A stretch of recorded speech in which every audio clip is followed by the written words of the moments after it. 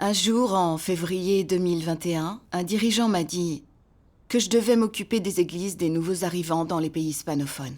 J'ai été très surprise. J'avais toujours fait un travail d'évangélisation et je n'avais jamais été responsable d'églises de nouveaux croyants. Je n'avais aucune expérience dans l'abreuvement des nouveaux arrivants et je ne parlais pas espagnol. J'étais sûre que j'allais rencontrer des tas de problèmes et de difficultés. Je ne saurais pas comment les résoudre. Les nouveaux croyants sont comme des nourrissons. S'ils ne sont pas abreuvés à temps, ils ne comprennent pas la vérité et ne s'enracinent pas sur le vrai chemin.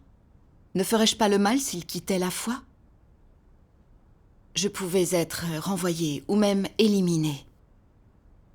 La personne qui tenait ce rôle avant moi avait été renvoyée à cause de ses mauvais résultats. Le travail dans les églises des nouveaux arrivants commençait juste. Il était encore largement dans une phase exploratoire. Ce n'était pas facile. Je ne m'en pensais pas capable. D'un autre côté, je savais qu'on m'avait confié ce devoir et je ne pouvais pas le refuser. Mais je ne pouvais pas l'aborder calmement. Les choses se passaient si bien dans mon travail d'évangélisation. Je convertissais beaucoup de gens tous les mois. Or, travailler pour les églises de nouveaux arrivants serait difficile et je pouvais être éliminée si je m'en sortais mal. J'avais beaucoup d'inquiétudes et je n'étais pas sûre de pouvoir faire du bon travail. J'étais nostalgique de l'époque où je prêchais l'Évangile.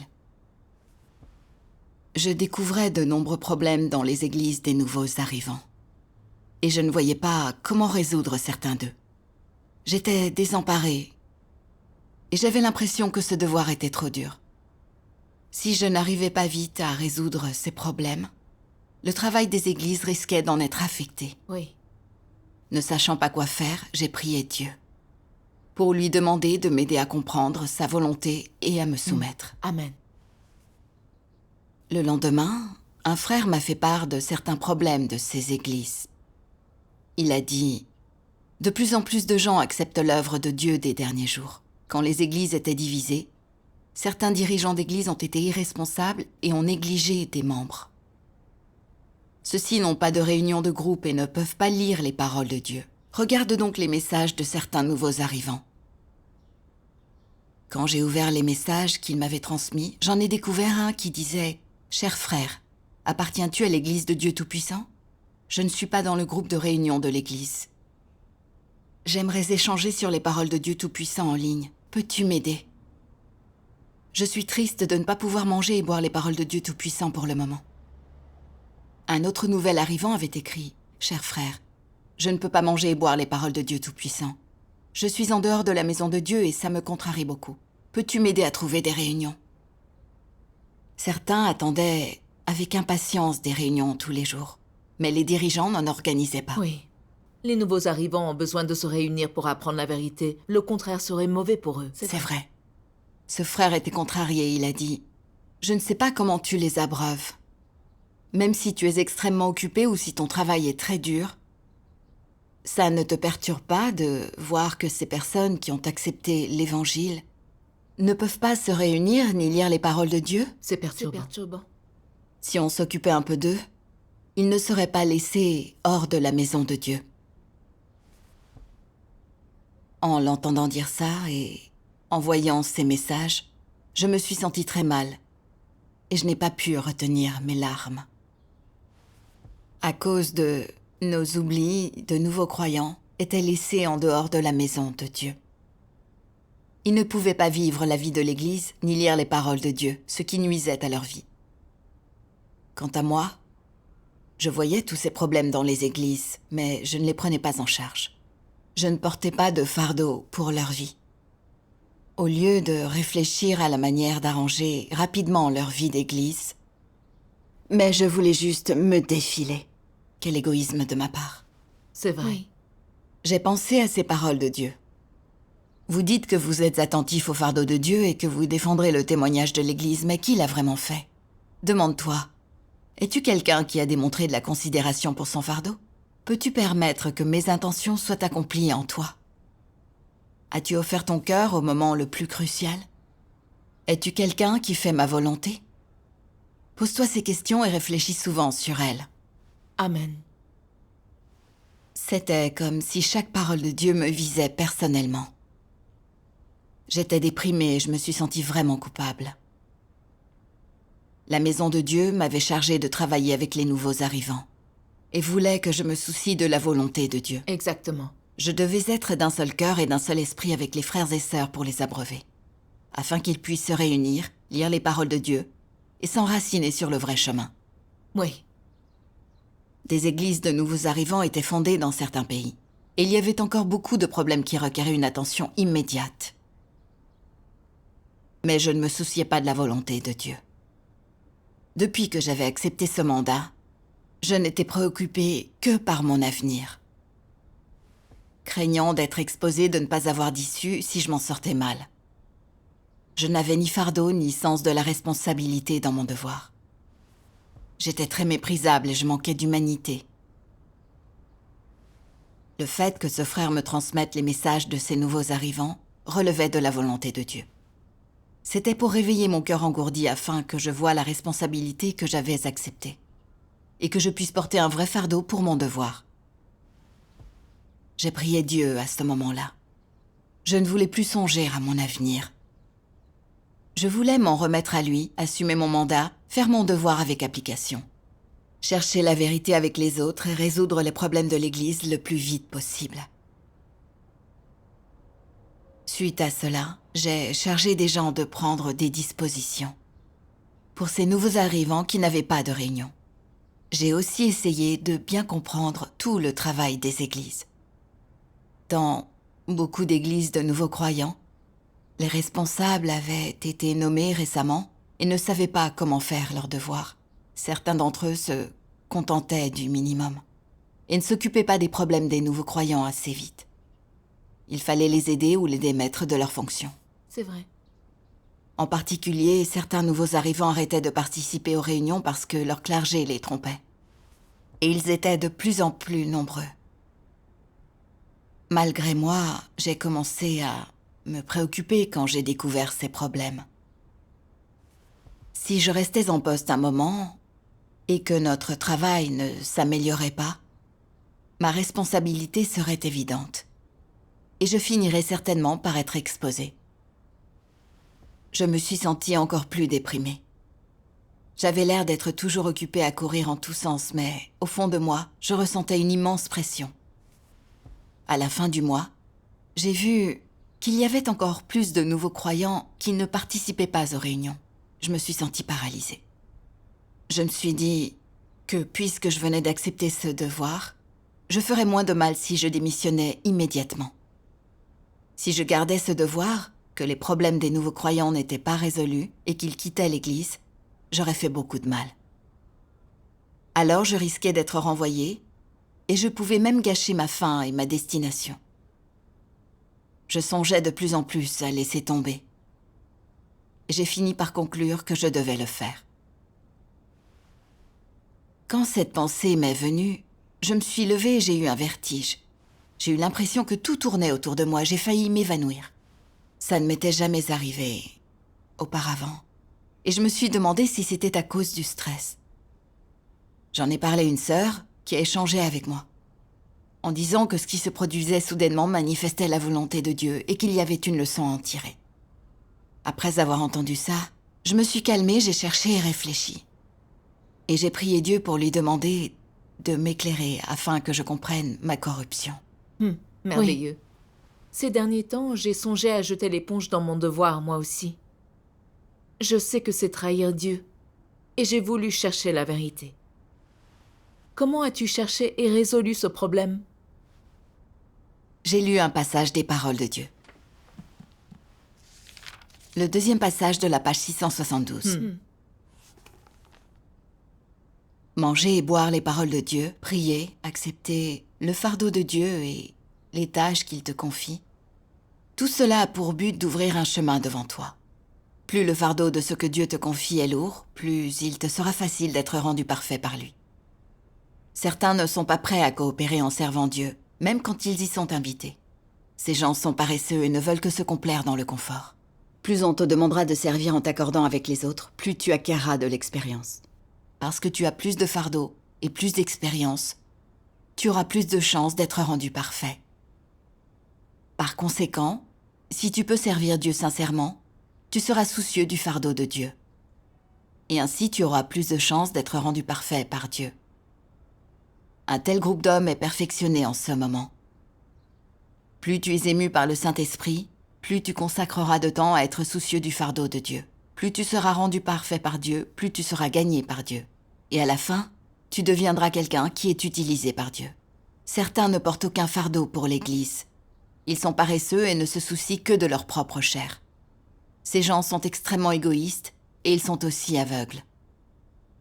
Tu ne porteras aucun fardeau si tu ne comprends pas cette question clairement. Plus tu es soucieux de la volonté de Dieu, plus lourd sera le fardeau qu'il te confiera. Les égoïstes ne sont pas prêts à supporter cela, à payer le prix. Et à la fin, ils manqueront des occasions d'être rendus parfaits par Dieu. Ne se font-ils pas du tort à eux-mêmes?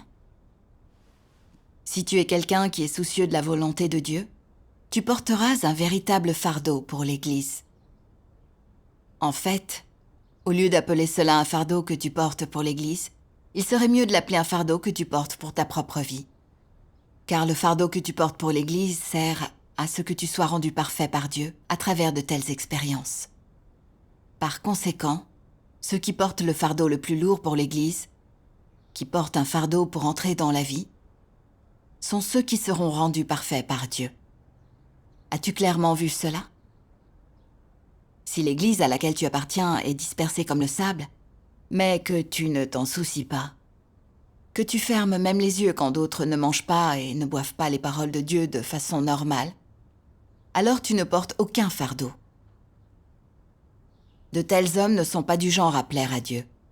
Les hommes qui plaisent à Dieu ont faim et soif de justice, et ils sont soucieux de la volonté de Dieu. Donc, vous devriez être soucieux du fardeau de Dieu ici et maintenant. Ne pas attendre que Dieu révèle sa justice à toute l'humanité avant de penser au fardeau de Dieu. Ne serait-il pas trop tard à ce moment-là? La bonne occasion pour être rendu parfait par Dieu, c'est maintenant. Si tu laisses cette occasion te glisser entre les doigts, tu le regretteras toute ta vie. Tout comme Moïse n'a pas pu entrer dans le beau pays de Canaan, et l'a regretté le reste de sa vie, mourant de remords. Une fois que le tempérament juste de Dieu aura été révélé à tout le monde, tu seras plein de regrets. Même si Dieu ne te châtie pas, tu te châtieras toi-même à cause de tes propres remords. Oui. Amen. Amen. Amen. Grâce à ce passage des paroles de Dieu, j'ai compris que porter un fardeau pour le mandat de Dieu est lié à la possibilité d'être perfectionné. Plus lourd est le fardeau de quelqu'un, plus cette personne se soucie du fardeau de Dieu, plus il est certain que Dieu la bénira. En revanche, ceux qui manquent complètement de responsabilité vis-à-vis du travail de l'Église et de leurs devoirs, ceux qui se protègent sans défendre les intérêts de l'Église, sont tous des gens égoïstes et méprisables, qui ne peuvent pas être perfectionnés par Dieu. C'est vrai. Alors j'ai réfléchi sur mon égoïsme. Je ne voulais pas me charger d'un vrai fardeau ni me soucier de la volonté de Dieu. Je ne me préoccupais que de mon avenir. Bien que plus de nouveaux arrivants ne se réunissent pas régulièrement, je ne me mettais pas en œuvre de toute urgence pour trouver une solution afin de leur offrir un soutien. Car je craignais d'être exposée et éliminée si je conservais ce devoir. Je n'étais pas capable d'être responsable pour ces âmes. Alors, pour me protéger, je voulais démissionner de ce devoir. Je n'étais pas du tout dévouée envers Dieu. Je ne pensais qu'à mes propres intérêts dans mon devoir. Quand je n'en tirais rien et qu'en plus, je devais souffrir et assumer une responsabilité, j'avais envie de m'enfuir, de me ménager une porte de sortie. J'étais tout à fait contente de travailler quand les choses se passaient bien. Mais au moment où les problèmes surgissaient et que mon avenir était menacé, je voulais laisser tomber. Je n'étais pas sincère envers Dieu et je n'avais vraiment pas un cœur honnête. J'étais vraiment une personne sournoise, égoïste et vile, sur laquelle on ne pouvait pas compter. Dieu ne perfectionnerait pas quelqu'un d'aussi égoïste et sournois que moi. Plus j'y ai réfléchi, plus je me suis haïe pour mon manque de conscience. Je ne méritais pas de vivre devant Dieu. J'étais remplie de culpabilité et de regrets. Moi aussi, je suis fuyante et sournoise, sans aucune responsabilité vis-à-vis de mon devoir. Plus il est important, plus j'ai envie de démissionner. on ne peut pas se fier à moi. Pourquoi nous soucions-nous toujours de nos intérêts et de notre avenir dans notre devoir? Pourquoi sommes-nous si égoïstes? Je me le demandais moi aussi. Quand j'ai lu les paroles de Dieu disséquant les antéchrists pendant mes dévotions, je l'ai compris un peu plus clairement. Regardons une vidéo. D'accord, avec joie.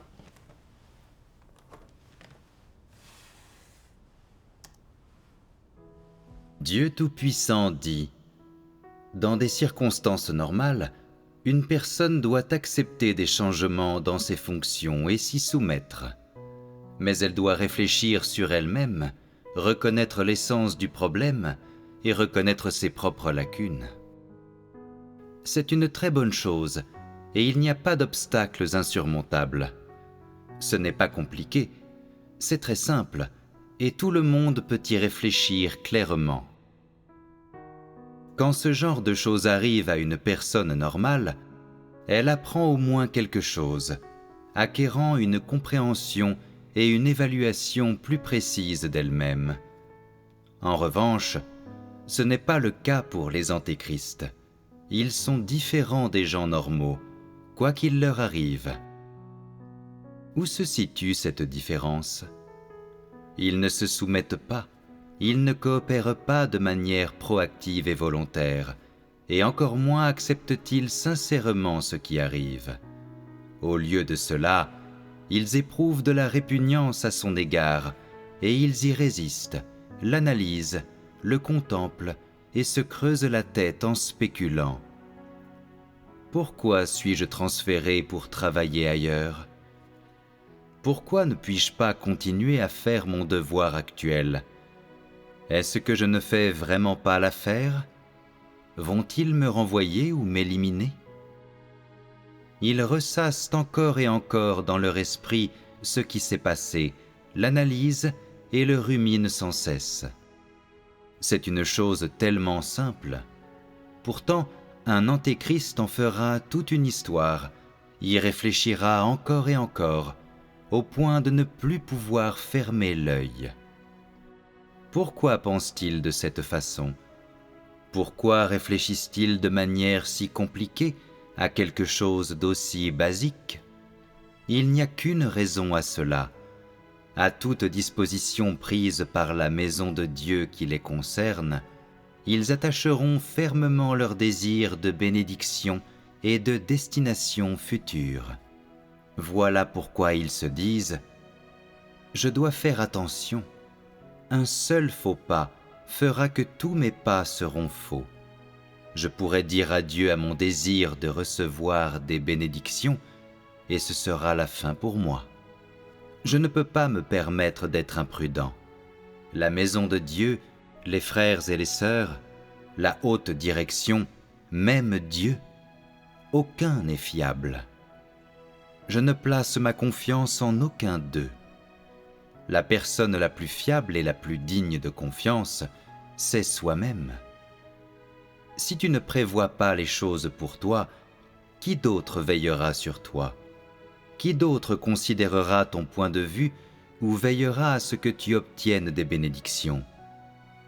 Alors, il faut que j'élabore des préparations et des calculs méticuleux, et que je travaille extrêmement dur à faire des projets pour moi-même. Je ne peux en aucun cas être négligent.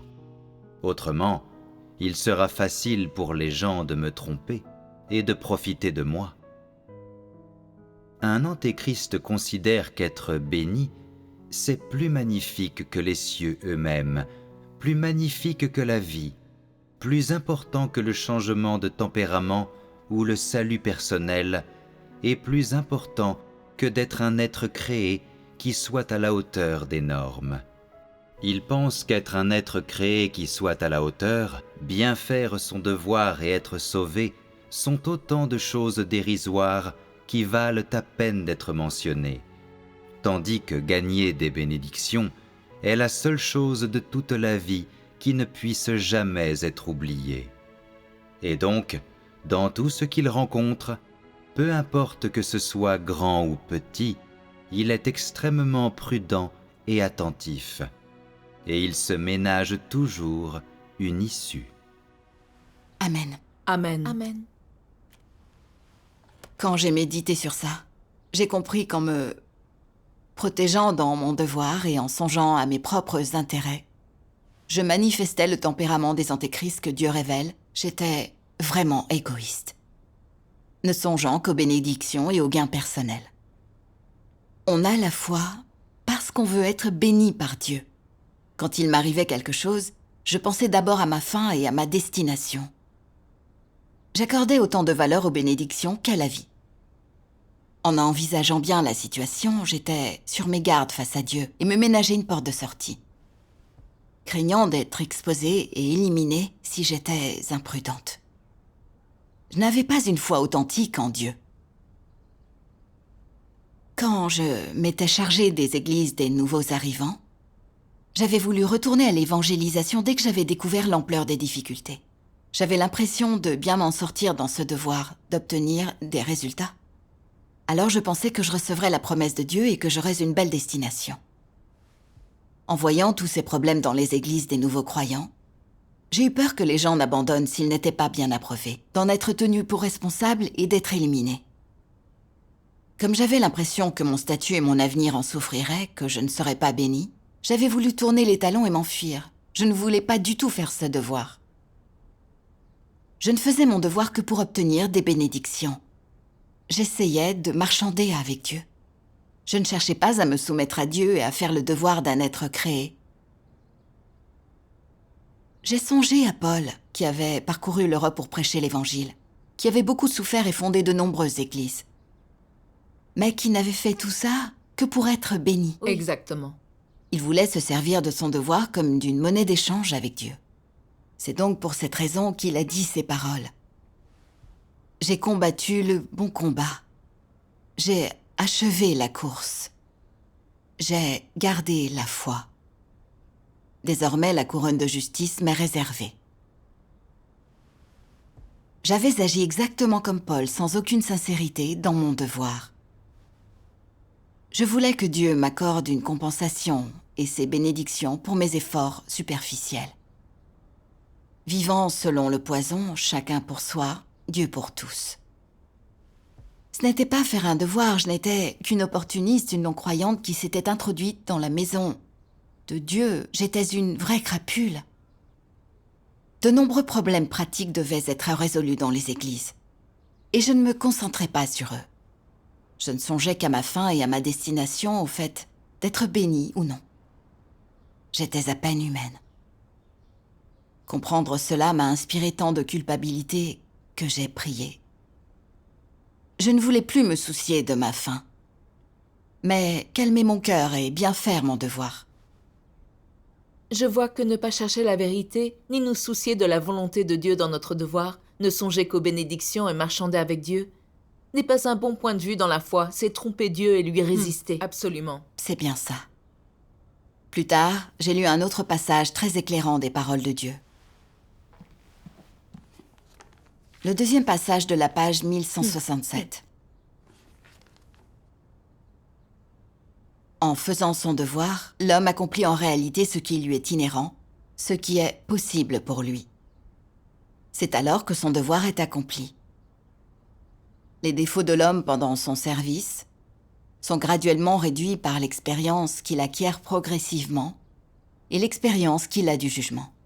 Ils n'entravent ni affectent le devoir de l'homme. Ceux qui cessent de servir ou abandonnent et se retirent par crainte des désavantages qui pourraient exister dans leur service sont en effet les plus lâches de tous. Si les gens ne peuvent pas exprimer ce qu'ils devraient exprimer pendant le service, ou réaliser ce qui leur est intrinsèquement possible, et à la place perdent leur temps et n'agissent que pour l'apparence, ils ont perdu la fonction qu'un être créé devrait avoir. De tels gens sont considérés comme des médiocrités. Ils sont des déchets qui ne servent à rien. Comment de tels gens peuvent-ils être appelés des êtres créés ? Ne sont-ils pas des êtres corrompus, brillants à l'extérieur, mais pourris à l'intérieur ? Il n'y a pas de corrélation entre le devoir de l'homme et le fait qu'il soit béni ou maudit. Le devoir est ce que l'homme doit accomplir. C'est sa vocation qui vient du ciel. et ne devrait pas dépendre de la récompense, des conditions ou des raisons. C'est alors seulement qu'il fait son devoir. Être béni, c'est être perfectionné par le jugement et jouir des bénédictions de Dieu. Être maudit, c'est conserver son tempérament inchangé après avoir été châtié et jugé. C'est ne pas être perfectionné et donc puni. Mais qu'ils soient bénis ou maudits, les êtres créés doivent accomplir leur devoir, faire ce qu'ils doivent faire et faire ce qu'ils sont capables de faire. C'est le moins que puisse faire une personne qui cherche Dieu. Tu ne dois ni faire ton devoir pour être béni, ni le refuser par peur d'être maudit. Laissez-moi vous dire la chose suivante. L'homme se doit d'accomplir son devoir. Et s'il en est incapable, c'est sa rébellion. C'est par le processus de l'accomplissement de son devoir que l'homme change progressivement.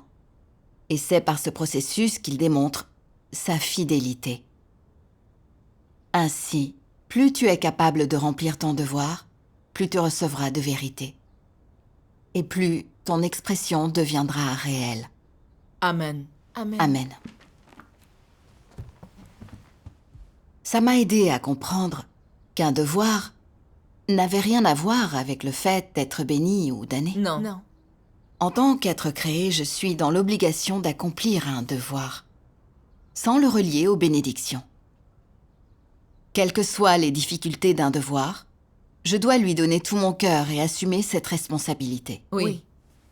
Même si je suis transférée ou renvoyée parce que je m'en sors mal, j'aurai quelque chose à apprendre. Oui.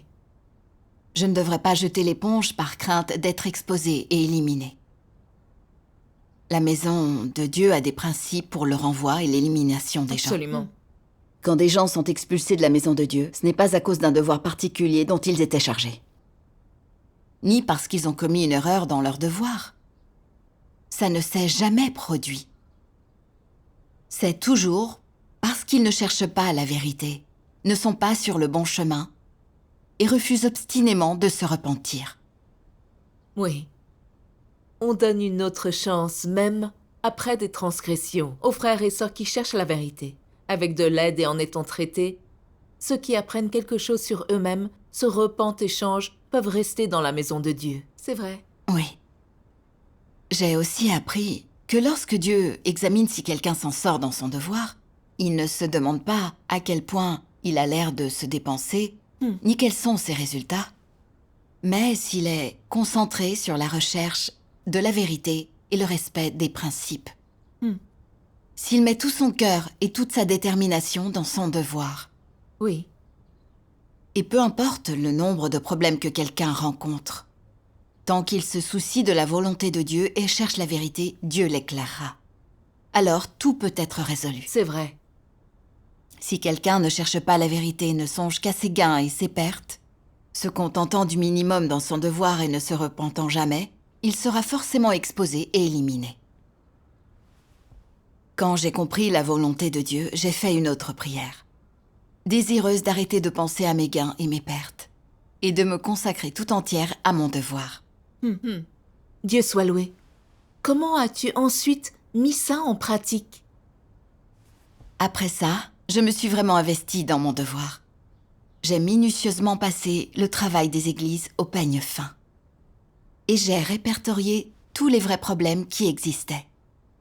J'ai consulté le dirigeant sur ceux que je ne pouvais pas résoudre.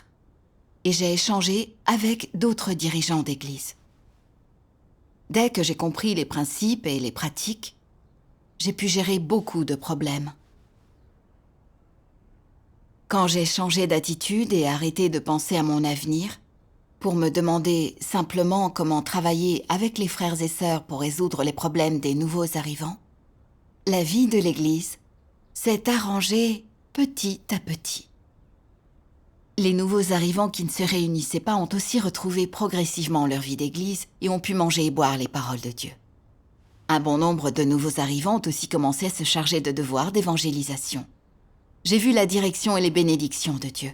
J'ai personnellement éprouvé l'affirmation de Dieu. Chercher activement à accomplir son devoir en tant que créature de Dieu est le chemin de la réussite. En repensant à tout ce qui s'est passé, entre le moment où ces églises de nouveaux arrivants ont eu beaucoup de problèmes et celui où les choses se sont arrangées progressivement, et où les nouveaux croyants ont vécu une vie d'église normale, c'était le fruit de l'œuvre de Dieu. J'ai vu que l'œuvre de Dieu était vraiment accomplie par Dieu lui-même et qu'on ne faisait que jouer un rôle. Exactement. Quel que soit notre devoir ou nos difficultés, on doit se soumettre à ne pas songer à nos gains ni à nos pertes. Cherchons la vérité, soucions-nous de la volonté de Dieu, consacrons-nous entièrement à nos devoirs. Et nous verrons les bénédictions de Dieu. Dieu soit loué. Dieu soit loué. Dieu soit loué.